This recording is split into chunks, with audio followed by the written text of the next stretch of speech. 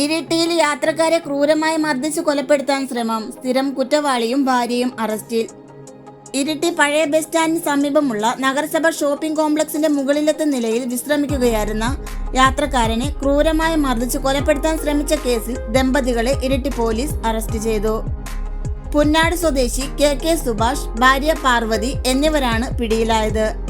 കഴിഞ്ഞ ദിവസം ഉച്ചയോടെയാണ് സംഭവം നടന്നത്. ഷോപ്പിംഗ് കോംപ്ലക്സിന് മുകളിലെ ബെഞ്ചിൽ വിശ്രമിക്കുകയായിരുന്ന കോളാരി സ്വദേശിയായ നാസറിനോട് സുഭാഷും പാർവതിയും ചേർന്ന് അവിടെ നിന്ന് മാറാൻ ആവശ്യപ്പെടുകയായിരുന്നു. ഇത് പൊതുസ്ഥലമാണെന്ന് നാസർ പറഞ്ഞതോടെ ഇരുവരും ചേർന്ന് ഇയാളെ ആക്രമിക്കുകയായിരുന്നു.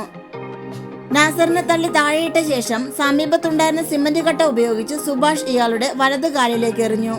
തുടർന്ന് പാർവതി കല്ലുകൊണ്ട് നാസറിന്റെ തലയ്ക്കും കൈക്കും ഇടതു തുടയ്ക്കും ക്രൂരമായി മർദ്ദിക്കുകയായിരുന്നു.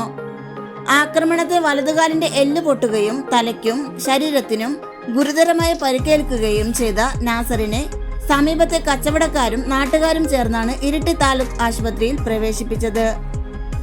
സംസ്ഥാന വ്യാപകമായി നടക്കുന്ന ഓപ്പറേഷൻ തൂഫാൻ നടപടികളുടെ ഭാഗമായാണ് പ്രതികളെ പോലീസ് പിടികൂടിയത്. കോടതിയിൽ ഹാജരാക്കിയ ഇരുവരെയും റിമാൻഡ് ചെയ്തു.